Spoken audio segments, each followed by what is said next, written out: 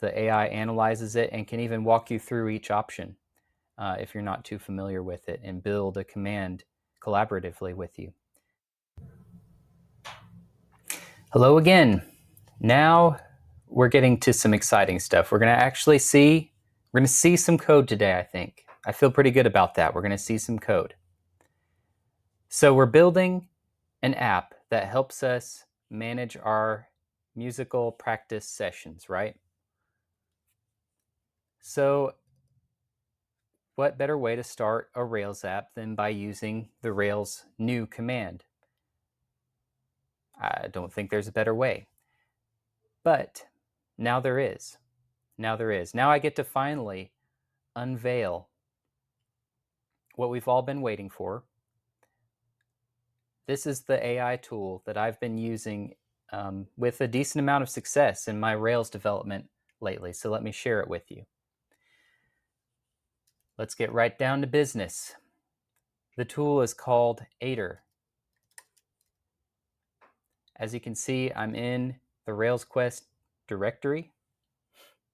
All I have to do here is say Ader, and that pulls up my coding assistant. There's no git repo here. We're actually going to be creating a new Rails app, which is going to create a subdirectory inside the Rails Quest directory. So I want that to be its own Git repository. I don't want this directory to be a Git repository. So I'm going to say no here. Now we're going to say, we're going to make no bones about it. We're going to get right into it. The exclamation mark tells Ader that I want to run this command, and then it's going to give me the option to pass that along to the AI. And I'm going to give it some instructions. Okay, I'm going to say, prompt me to answer questions for each option, explaining each concise, if I can spell, concisely as we go. Start with a basic Rails new and build with my preferences from there. Only run Rails new and no other commands. Okay, include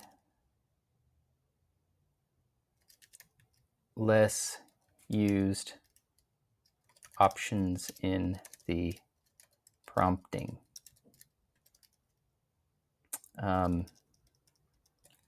Or experimental. Okay, just trying to be thorough here. App name. Okay, this is kind of funny.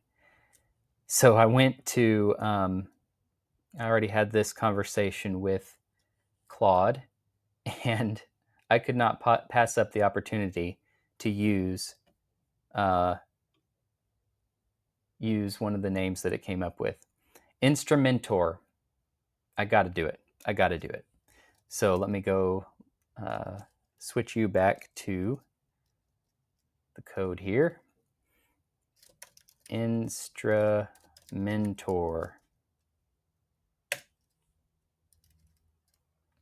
So as you can see, it's walking me through the options. Whoops. That probably would have been fine, but I'm going to try not to do typos. We'll use SQLite, yes. Do you want to skip Git? No.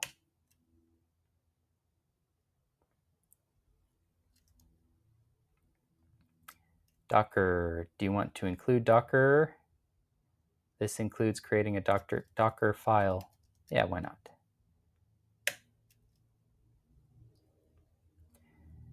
Action mailer.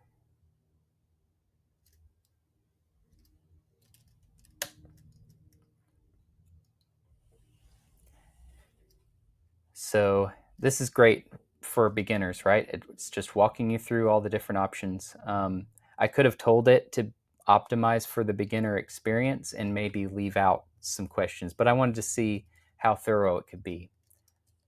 So this is one of those questions a Rails beginner is probably not going to know what to answer. I know that they're switching to prop shaft as the default in the next release. So we're going to use prop shaft. Okay, we're going to stick with the default there. And by the way, let's stick with the default here.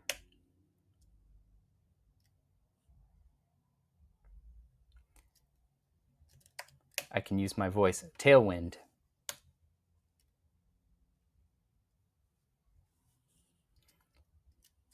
No.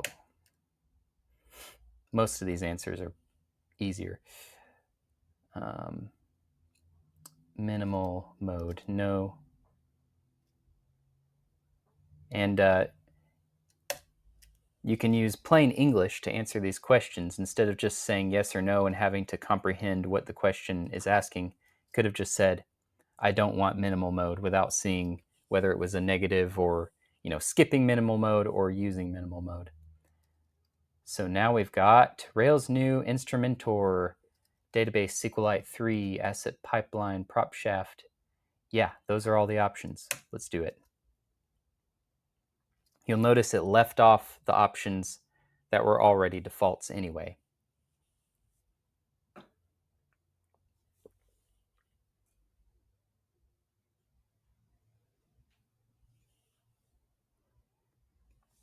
I don't need to send this to the chat. In fact, we're done with this Ader session. We're going to cd Instrumentor. And we see that we've got a bunch of stuff here. We're just going to add everything.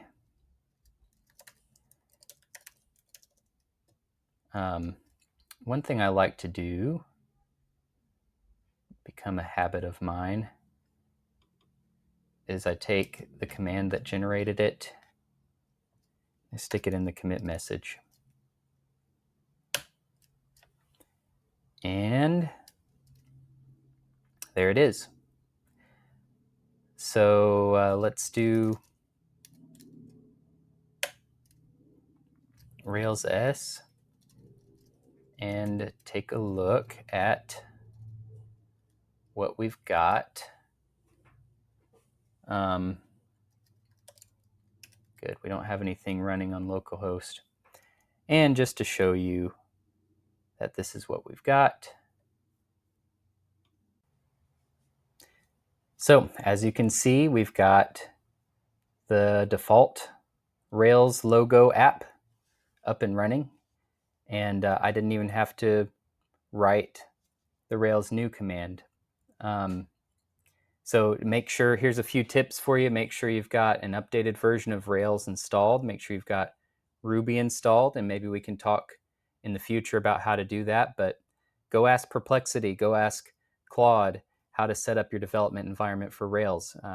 Consider that homework for now, and feel free to reach out if you have any trouble. But that's it for now. That's how you can have Ader walk you through the help output of a command. So that's one of the reasons I'm really excited about it. It can execute commands, which is important for Rails, scaffolds, creating a new Rails app. All these things require running commands in the terminal. And Ader can do that for you automatically. And if you run the help command for that, you get the documentation output. The AI analyzes it and can even walk you through each option if you're not too familiar with it, and build a command collaboratively with you. So we're off to a great start. Look out for more videos as we build out features in Instrumentor. See you next time.